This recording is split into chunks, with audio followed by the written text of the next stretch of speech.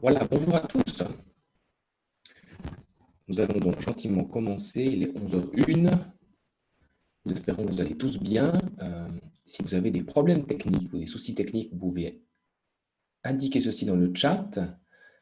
Vous pouvez également contacter Meister Concept Technique par chat directement et Corinne vous aidera. Voilà, Corinne, tu peux sinon me laisser gentiment la main sur la présentation.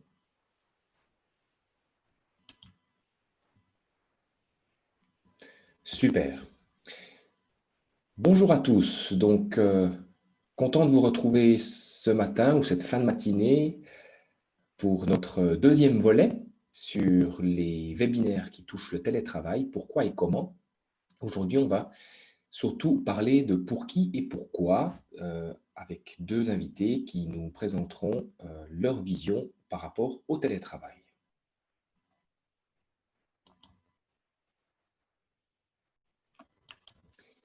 Alors, petit souci de présentation de mon côté, j'arrive pas à prendre la main, un petit instant.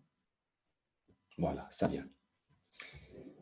Donc, je m'appelle David Grandjean, je suis responsable de la sensibilisation et de la diffusion chez Promotion Santé Suisse.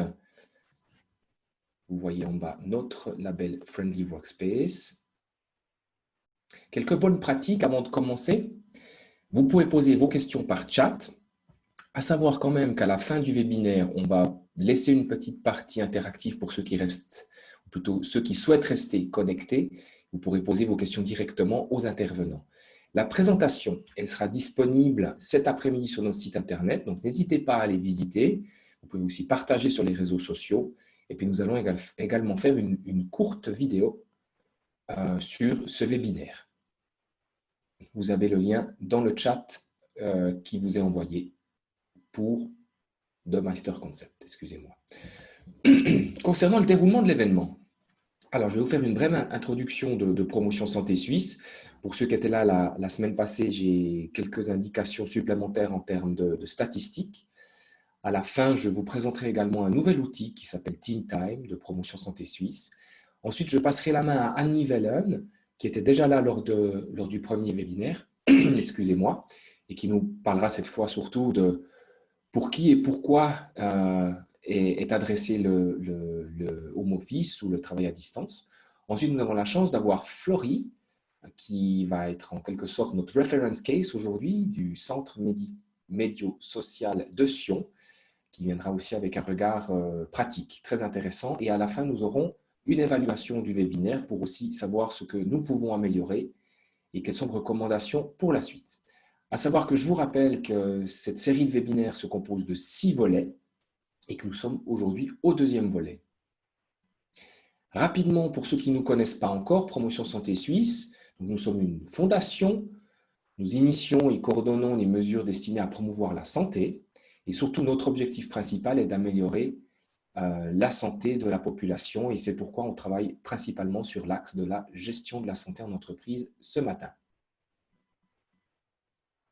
La semaine passée, j'ai déjà présenté quelques statistiques ou quelques indications concernant notre nouveau sondage Job Stress Index, à savoir que nous avons commencé en 2014 à faire des sondages pour voir l'évolution du stress en entreprise. J'ai présenté la semaine passée quelques informations pour ceux qui n'étaient pas là et aujourd'hui, je voulais faire un regard particulier sur le potentiel économique. À savoir que si on compare depuis 2014, nous voyons malheureusement que ça coûte toujours plus aux employeurs. Donc, quand je dis que ça coûte plus, on parle ici du stress et des maladies liées au stress. À savoir quand même que j'ai pris quelques notes à ce sujet, c'est très intéressant. La perte de productivité due à des problèmes de santé se monte à 48 milliards en Suisse. Et 16% sont attribués en quelque sorte au stress. Et c'est ce que vous voyez ici. Et le potentiel économique est de 7,6 milliards pour 2020, donc une augmentation par rapport à 2018. C'est important et c'est pourquoi on se doit de mettre en place une gestion de la santé en entreprise. C'est notre motivation première, c'est pour réduire aussi ces coûts astronomiques liés au stress. Je vais, sans plus attendre, passer la main à Annie Wallen qui va nous présenter donc pour qui et pourquoi est prévu le home office ou quelles sont, selon elle ou son regard, les options intéressantes. Donc, Annie Wallen est une conseillère accréditée promotion santé suisse. Donc, elle aide aussi les entreprises à faire le pas en termes de gestion de santé en entreprise. Et ce matin, elle nous parle du télétravail. Et je te laisse la parole. Annie,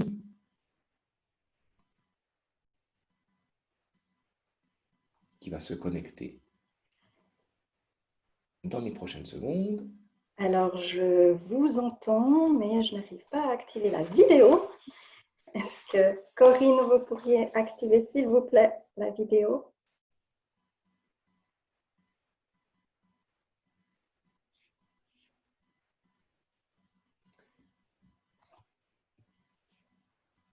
Alors, visiblement, il y a un petit souci. On attend qu'Annie arrive à se connecter. Ce matin, nous sommes 16 participants. On vous remercie d'être présents.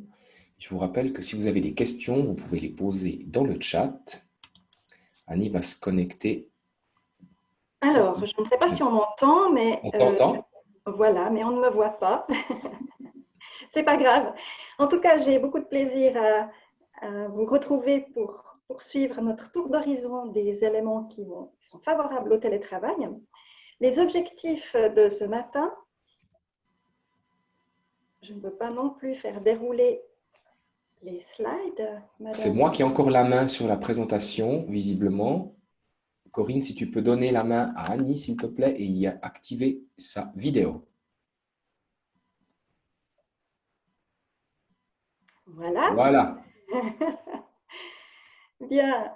Je te laisse la parole, Annie. Bonne chance. On Merci espère que ça beaucoup, se passe mieux que David. cette première entrée.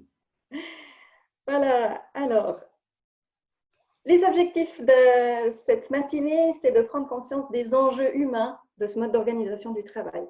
David Grandjean l'a dit, il est intéressant et important pour les entreprises d'investir dans la santé au travail.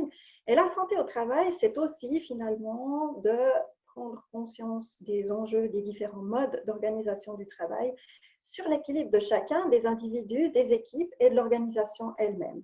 Alors ce matin, le focus il sera plutôt sur les personnes, en termes de personnalité ou de préférence de fonctionnement, chez qui ça fonctionne bien, chez qui ça fonctionne un petit peu moins bien, le télétravail.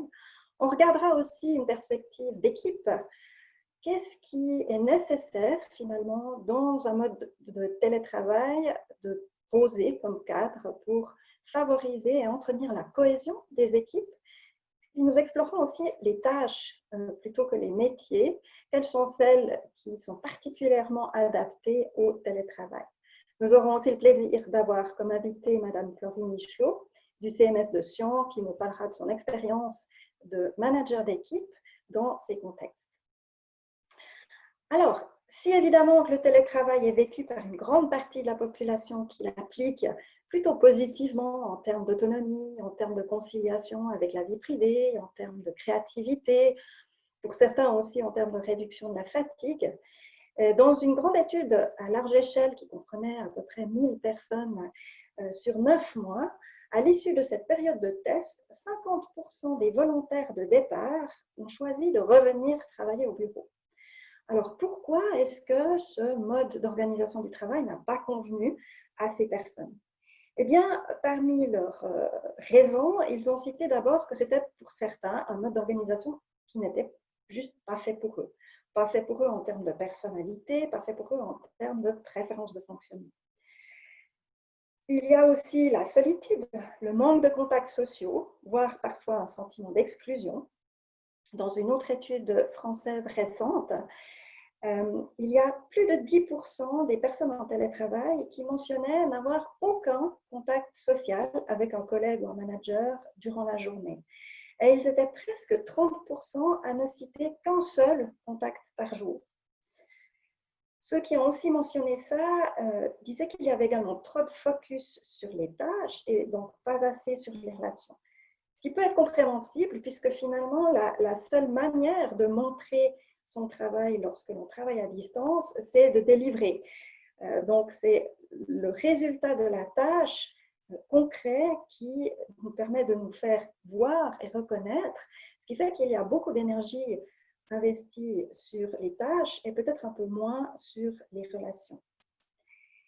Certains autres ont évoqué une diminution du sentiment de leur efficacité, voire parfois aussi une réduction de leur performance.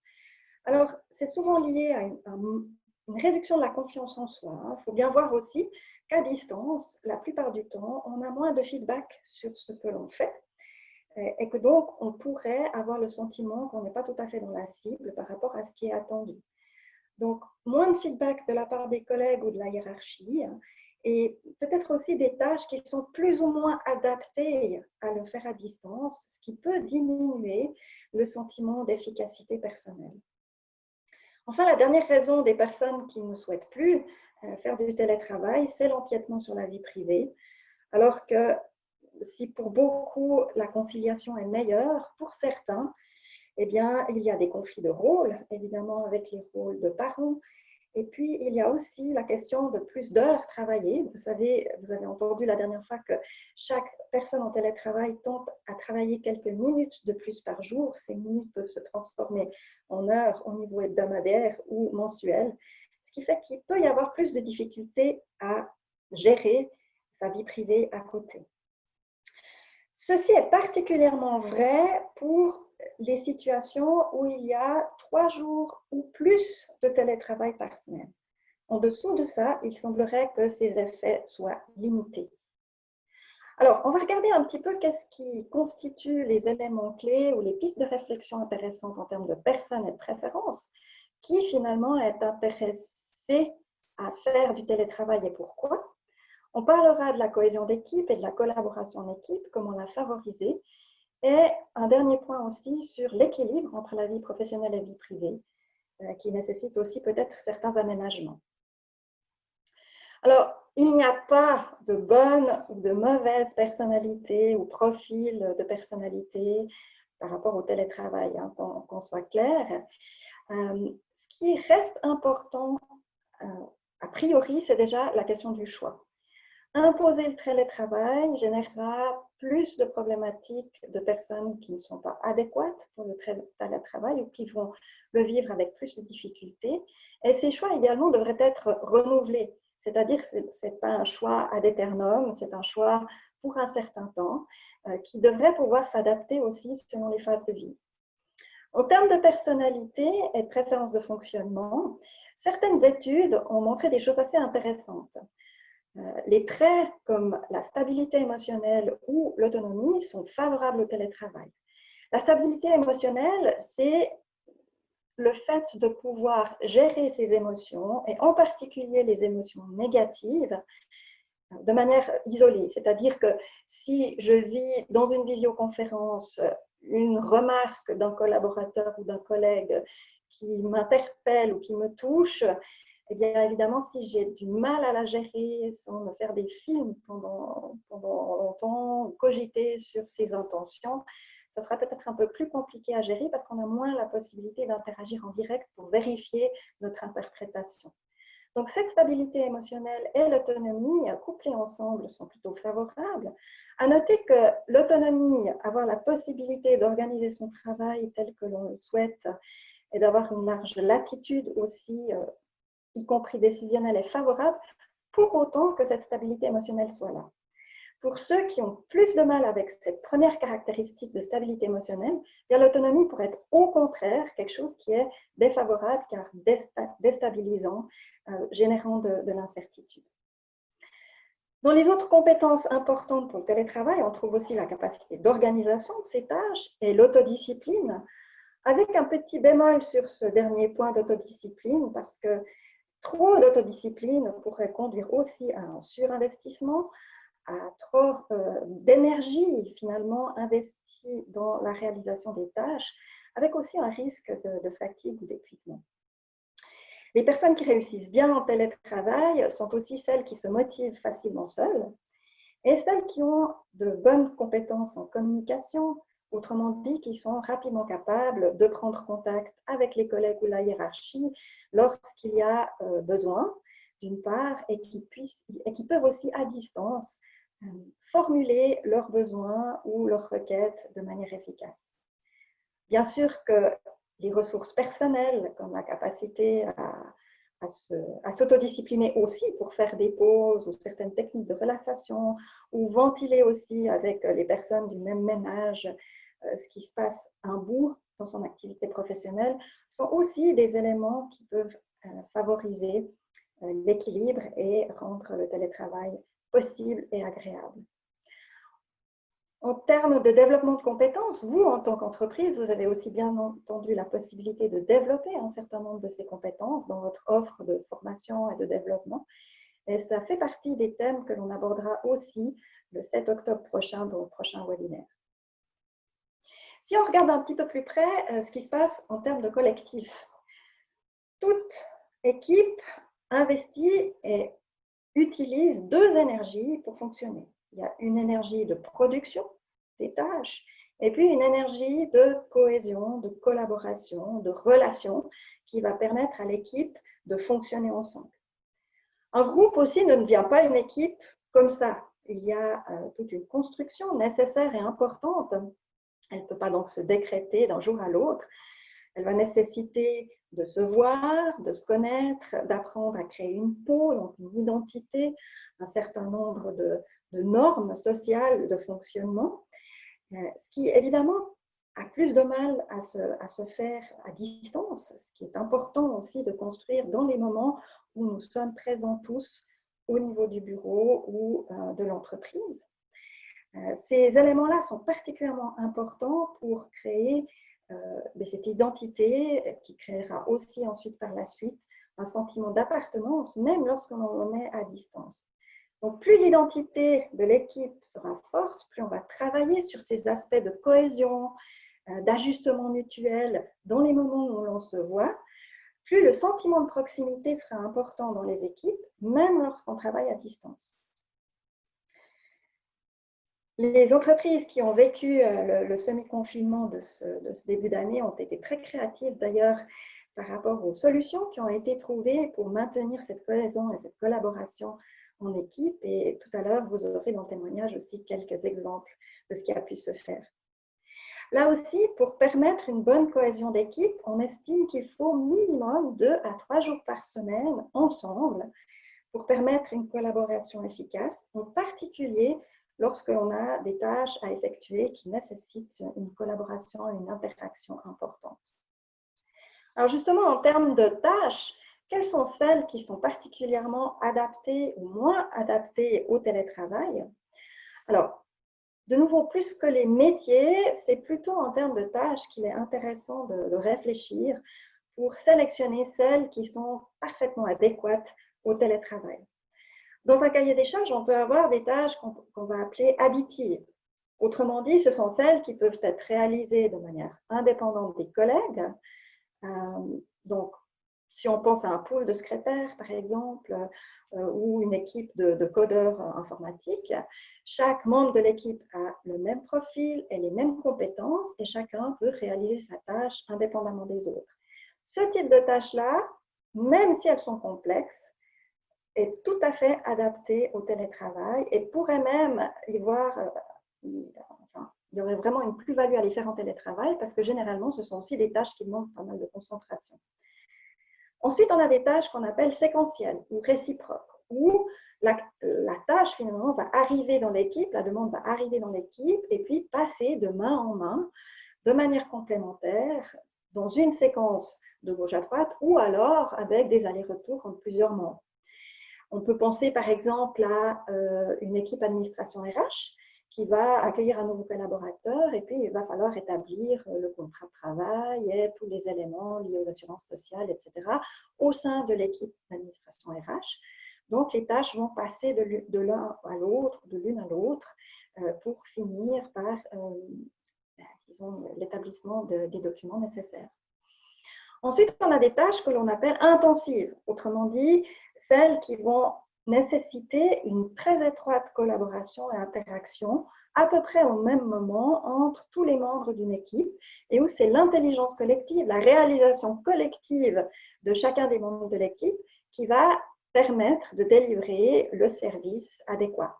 Là-dedans, on pourrait mettre, par exemple, justement un service social. On pourrait aussi penser à un cabinet d'architecture ou de maître d'œuvre qui doivent délivrer un projet pour l'urbanisme d'habitat. Pour ces tâches-là, évidemment, que le degré de collaboration étant tel, elles sont un petit peu moins adaptées au télétravail. Autrement dit, plus le degré d'interaction et d'interdépendance entre les membres de l'équipe sont importants, moins ce sont des tâches adéquates pour le télétravail. On va regarder aussi ce qui touche à ce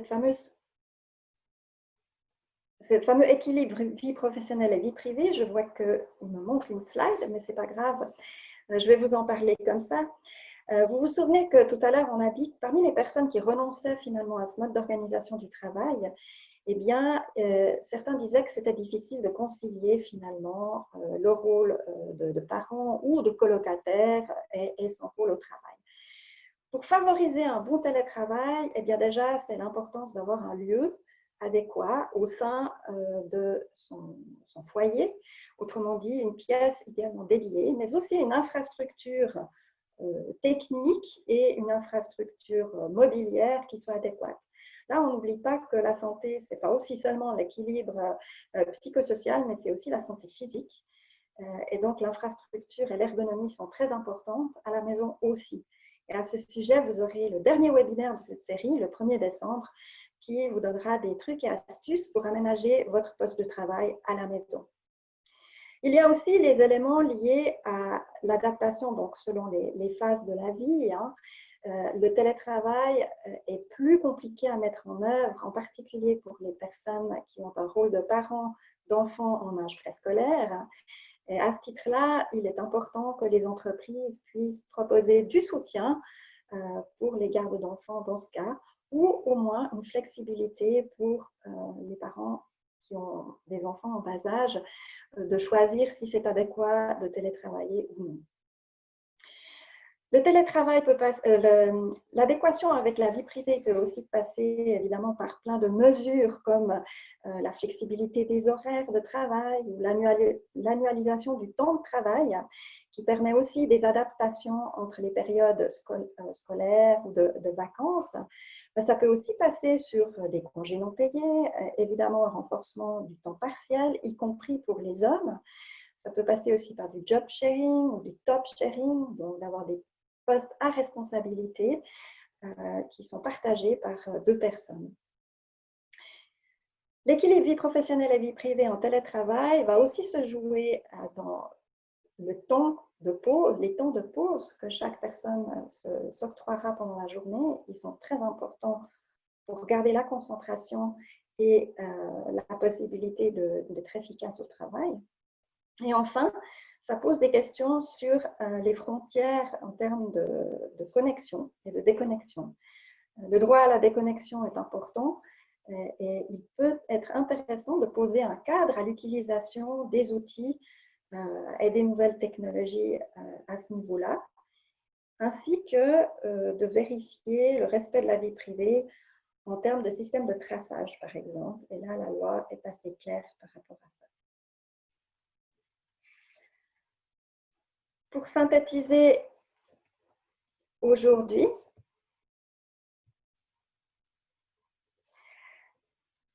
le télétravail est définitivement un mode d'organisation du travail intéressant pour une grande part de la population active.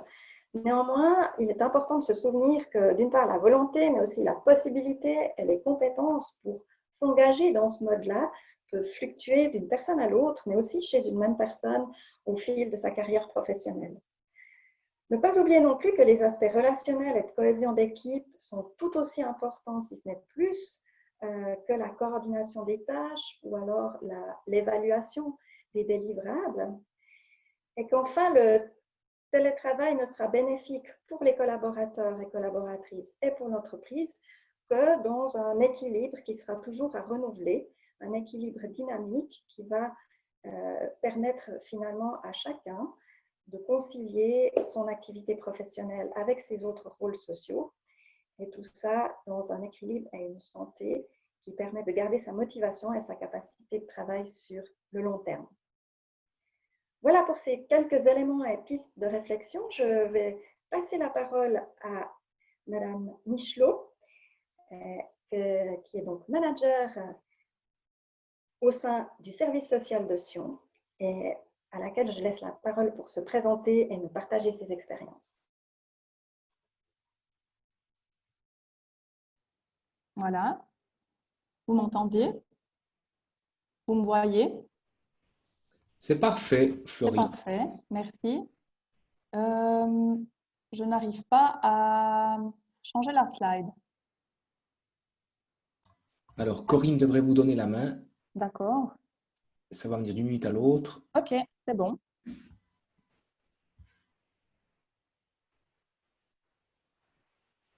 Je pense que c'est bon. Oui. Je pense aussi. Bon, en tout cas, j'ai la première, mais je ne peux pas passer sur la seconde. Mais je fais comme ça. Bon. Donc, je me présente, Florie Michelot-Marais.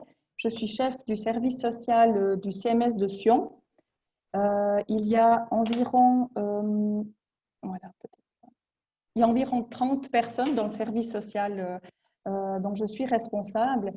Donc, c'est un service qui, ben voilà, comme je le mets dans le slide, qui a pour mission l'accompagnement social, l'aide financière aux personnes sans ressources, aussi un onglet prévention, information sociale. Donc, par définition, c'est quand même un domaine qui est basé sur la relation avec les gens. Et c'est vrai, quand on nous a parlé de télétravail, on a un petit peu paniqué, je pense, on peut le dire au départ.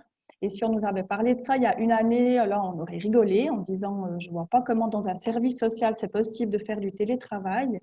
Mais le contexte nous a imposé de fonctionner comme ça, on n'a pas eu le choix. Et avec le recul, je pense qu'on s'en est bien sorti. Il y a beaucoup de choses qui ressortent positives. Et d'après ce qu'a présenté Madame Valène, il y a des choses qui vont vraiment dans le sens de la tâche et puis de quel type de tâches on gère et quel type de tâches peuvent être faites en télétravail ou pas. Puis c'est ça que je vais essayer d'un petit peu plus détailler. Voilà. Voilà. Oula. Voilà. Donc, je vais peut-être partir entre qu'est-ce qui a fait qu'on a pu mettre en place le télétravail. Donc, rapidement, c'est vrai que ça s'est fait dans l'urgence, rapidement, on a mis en place des procédures de travail.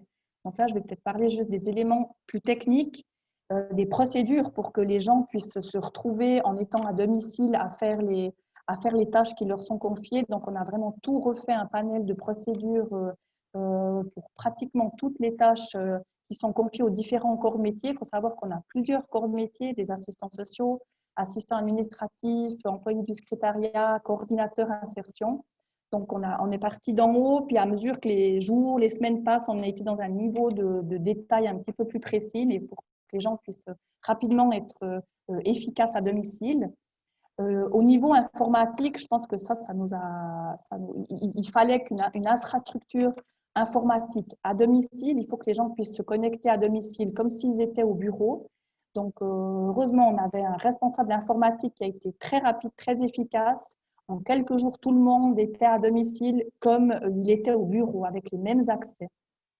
En lien aussi avec l'informatique, la gestion électronique des dossiers d'aide sociale qui étaient déjà en place avant le semi-confinement. Donc ça, effectivement, ça a beaucoup aidé aussi de pouvoir avoir accès, où qu'on soit finalement, au dossier de la personne, au courrier, à toute correspondance liée à la personne, à ses budgets, avoir cette espèce de plateforme commune où on a accès à tout. Sans ça, ça aurait été vraiment difficile. Donc, cette gestion électronique nous a vraiment beaucoup aidé. Après, bon, les communications par mail, ben ça forcément au niveau technique, on ne pourrait pas s'en passer. On a utilisé WhatsApp aussi. Ce n'est pas toujours très bien, mais l'urgence de la situation a fait qu'on devait être souvent réactif et aller rapidement dans des réponses très rapides. Au niveau des tâches, on a dû réorganiser un petit peu notre fonctionnement. Il faut savoir qu'on avait séparé, plus ou moins, parce que je l'expliquerai aussi après, la nature de notre travail fait qu'on doit quand même beaucoup être en lien, mais on avait séparé le social du financier. Ça veut dire que les assistants sociaux ne traitaient plus les budgets financiers. Il y avait vraiment un corps de métier dédié à ça. Et ça nous a permis aussi de fonctionner bien pendant ce confinement, ce semi-confinement. Au niveau des assistants sociaux, on avait mis en place 2 équipes, une équipe insertion et une équipe accueil. Donc, l'équipe accueil faisait vraiment que recevoir les gens, accueillir les nouvelles demandes, traiter et transmettre à l'insertion. Ça, c'est le fonctionnement usuel. Là, on a vu pendant le confinement, semi-confinement, pardon, on a dû demander à tout le monde de faire de tout. On ne pouvait plus cibler les tâches autant que ça. Tout le monde devait être un petit peu polyvalent. Et par contre, pour d'autres tâches administratives et financières qui pouvaient passer, par exemple, quelqu'un va à la poste, il va chercher le courrier, quelqu'un le ramène, le tri, le scan, le classe. Peut-être 2 ou 3 personnes qui faisaient ça de manière d'ordinaire. Là, c'est une personne, elle vient au bureau, puis elle fait l'ensemble de la tâche. Donc ça, c'était aussi plutôt peut-être financier, administratif, on a pu faire comme ça, puis au niveau social, un peu plus de polyvalence aussi. Et puis au niveau humain, je pense qu'on n'aurait pas pu faire fonctionner si on n'avait pas des équipes qui sont polyvalentes. Comme j'expliquais, les assistants sociaux, cette polyvalence d'aller dans plusieurs tâches, de faire un peu de tout. Aussi chez les assistants administratifs à qui on a confié des tâches qu'avant elles ne faisaient pas, mais que là on a confié peut-être à une seule personne. Et la disponibilité des gens, malgré le contexte, malgré voilà, ce que je reviendrai après en termes de difficultés, qui ont pu se rendre disponibles. Dans les difficultés qu'on a rencontrées, c'est vraiment lié, comme disait Madame Valène, à la tâche. Si on part du principe qu'on a un service social, qu'on doit rentrer en contact avec les gens, qu'on doit créer du lien, qu'on doit évaluer la personne, la situation, créer un lien de confiance, établir un projet d'insertion, puis avancer dans ce projet d'insertion, toujours en maintenant le lien de confiance avec les gens, forcément que par téléphone, il va manquer quelque chose. Donc, on a fonctionné dans le semi-confinement par téléphone, par défaut, mais je pense que c'est une tâche qui ne pourrait pas être faite sur le long terme en télétravail. On a dû aussi avoir, durant le semi-confinement, la souplesse de dire, oui, on a à domicile, mais il y a des situations qui étaient très complexes, déjà peut-être en termes de se comprendre au téléphone par des familles qui étaient d'origine étrangère. Par téléphone, on n'arrive pas, on n'a pas ce lien visuel et on avait besoin de rencontrer les gens.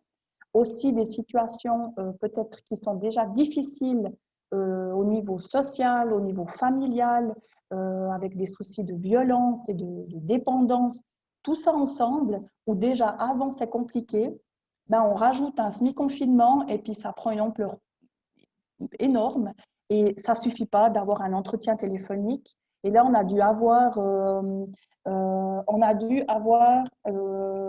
la souplesse de dire aux assistants sociaux, oui, allez, rendez-vous, vous pouvez faire un rendez-vous au service, la distance, le masque, etc.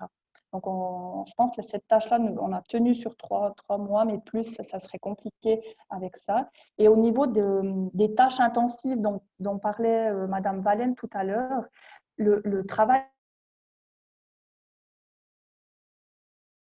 social se fait. Donc, il y a le pool administratif, mais le bénéficiaire, il est au centre.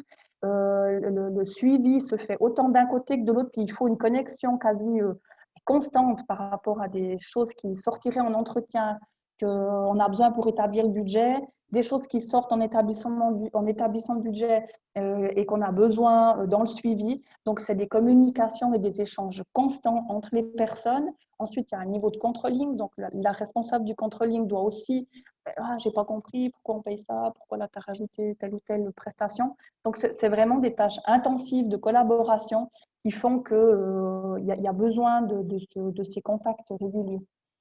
Dans les difficultés rencontrées, ça a déjà été abordé avant, puis là, ça a été vraiment mis en évidence, c'était l'organisation familiale qui était due au contexte. On est une équipe jeune, il y a beaucoup de jeunes mamans qui ont des enfants préscolaires ou même en scolaire tout petit. Donc là, les gardes familiales, intrafamiliales, extrafamiliales n'étaient plus en place. Donc c'est vrai qu'au niveau de l'organisation, de la conciliation entre le travail, il n'y avait pas moins de travail en étant à la maison, et les enfants à garder, être à la maison, ça a été vraiment très compliqué. Et on a essayé de mettre en place vraiment un système où chaque début de semaine, je contactais tout le monde. Il y a quelqu'un qui a posé la question, on a fait des visioconférences, peut-être pas assez. Je pense qu'on n'a peut-être pas fait ça assez, mais on a fait des visioconférences plutôt pour voilà, se voir, discuter, échanger sur notre manière de comment ça se passe à la maison. On l'a fait, mais peut-être pas assez souvent. Mais je ne sais plus ce que je disais. On a fait des plannings chaque début de semaine en fonction de chacune devait me dire, voilà, moi aujourd'hui j'arrive à faire garder mon enfant tel jour ou tel jour, donc je suis dispo. Vu que toutes les demandes d'aide sociale, tous les téléphones étaient répartis sur 3 lignes chez les assistants sociaux, donc à domicile. Donc il faut être là, il faut être disponible, il faut être devant l'ordi, puis travailler avec les enfants en bas âge, c'était impossible. On parlait de maintenir le lien entre l'équipe.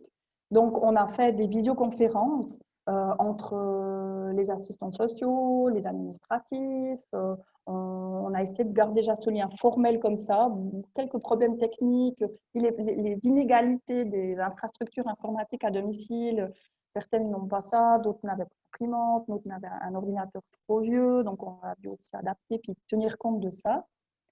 On a aussi beaucoup WhatsApp pour les choses peut-être rapides. Sinon, j'appelais régulièrement régulièrement. Je pense que je l'ai fait 2 ou 3 fois durant les 3 mois d'appeler tout le monde pour savoir comment ça se passe, comment ça va, comment on gère le conciliation travail-famille.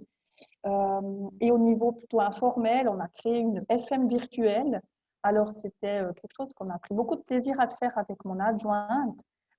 C'est-à-dire que tous les matins, on envoyait un mail à tout le monde. Ça nous prenait quand même, je pense, 3/4 d'heure, 1 heure à faire le mail, parce que ce n'était pas juste bonjour et bonne journée. C'était vraiment un mail avec une chanson qui pouvait motiver, avec des exercices pour justement être bien au bureau, une petite vidéo qui explique des choses, un poème, une anecdote, une jolie image, une photo, un texte, enfin vraiment des choses un petit peu hors du travail comme ça, avec voilà, on remercie pour l'investissement qui est donné, on essayait de montrer qu'on était là, on est séparés, on est à domicile, mais on est là, nous en tant que responsables, on voulait vraiment dire on est là, appelez-nous, faites-nous un mail, un message s'il y a un souci, on voulait montrer qu'on était là par ce biais aussi un peu plus ludique. C'est vrai que ça a été quand même beaucoup apprécié. Ajouté à ça, on a fait aussi donc FM virtuel pause café. Ça a été rajouté par après. Donc chaque jour, un collaborateur, donc on avait quand même dû faire une espèce de liste planning, mais c'était libre, vraiment libre à chacun.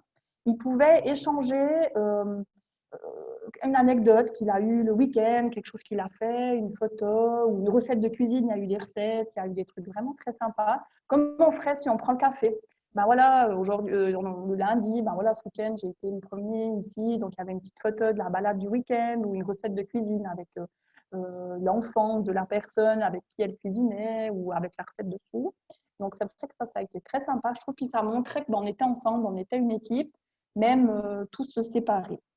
Ce qui en ressort, c'est que tout ce qu'on a mis en place là, c'était vraiment lié au Covid. On ne l'aurait vraiment pas fait s'il n'y avait pas eu ce semi-confinement.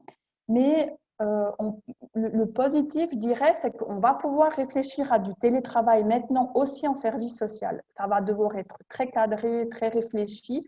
Pas pour toutes les tâches, pas pour des petits temps, mais il y a beaucoup d'administratifs aussi dans les services sociaux. Et il y a des gens qui ont vraiment aussi dit, donc moi, le télétravail, non merci, je ne suis pas bien pour ça. Puis d'autres qui ont dit, non, mais moi, je peux me concentrer, je suis vraiment à ma tâche, à la maison. Et puis là, on va pouvoir ouvrir. Donc ça, c'est vrai que c'est quand même un point très positif de pouvoir ouvrir un service social au télétravail. C'était vraiment pas gagné d'avance.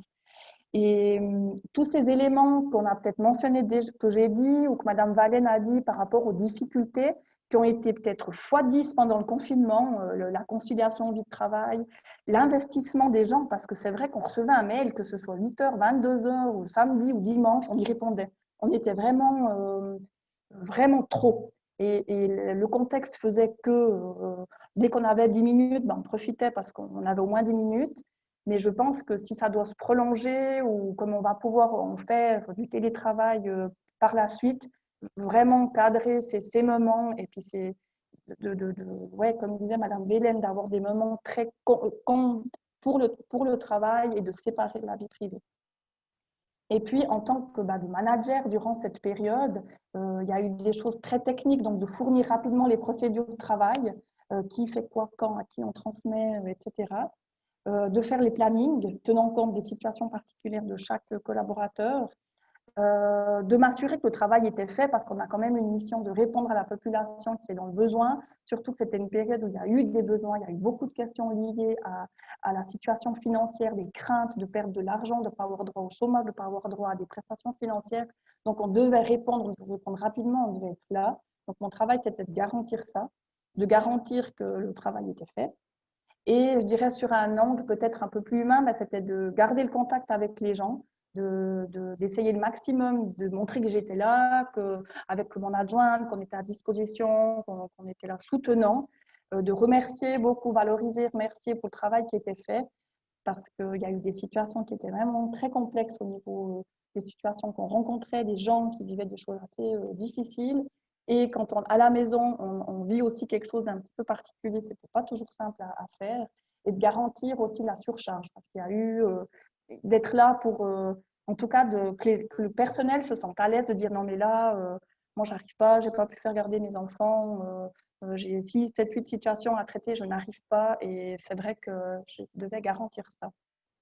Voilà, je crois que j'ai fait un peu plus long que ce qui m'était autorisé, mais je crois que j'ai terminé. Voilà, merci.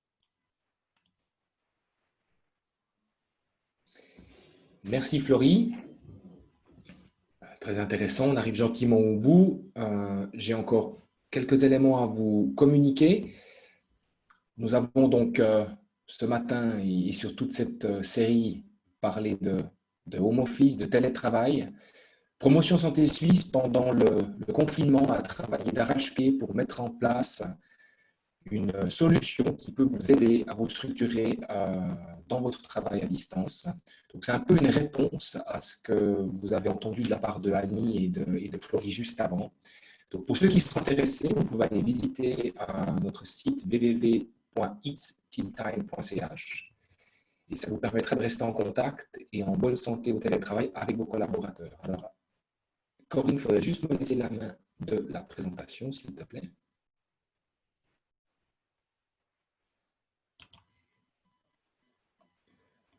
Voilà, donc le contexte rapidement, pourquoi est-ce qu'on a décidé de mettre en place ce nouvel outil?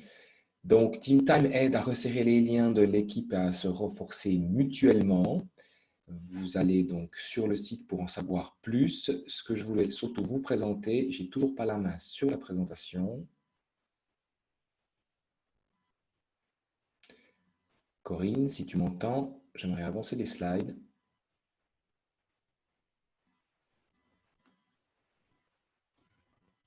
Sinon, tu peux le faire toi. Avancer dans le prochain. Ça ne fonctionne pas. Voilà. Les composantes de TeamTime, rapidement.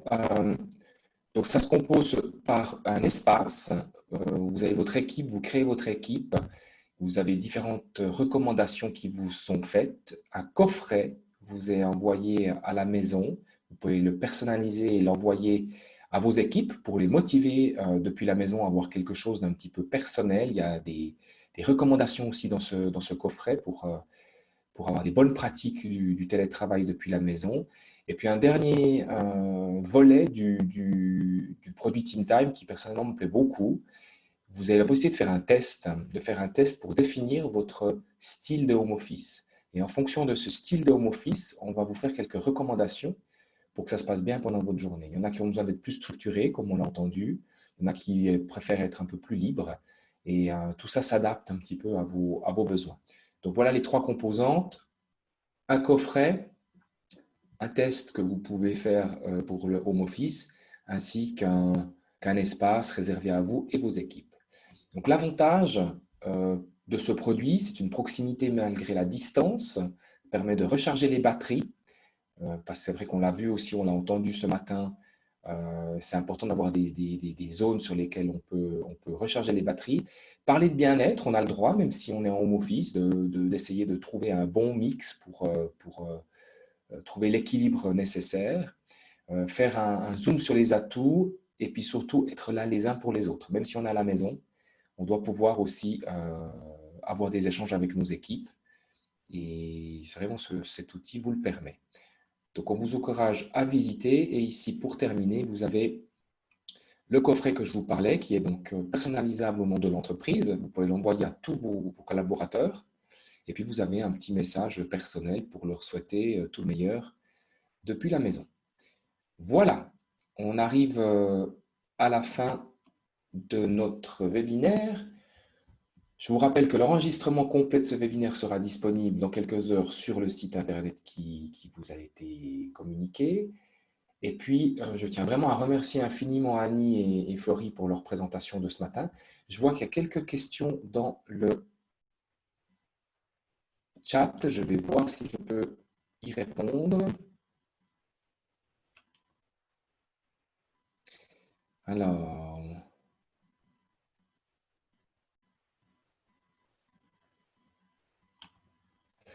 vous avez parlé donc des entretiens via Zoom. Ça a été mentionné par Florie.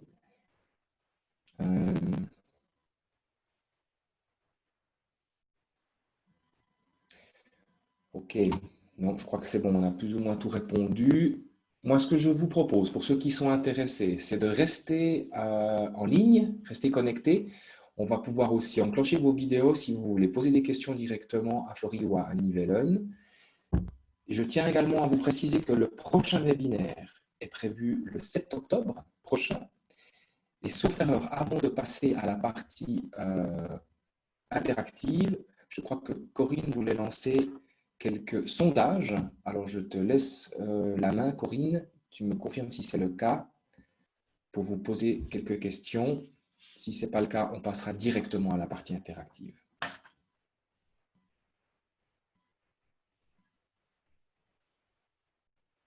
Voilà, ça concerne l'amélioration continue pour pouvoir améliorer nos offres. On vous prie de répondre à quelques questions et elles vont arriver de suite.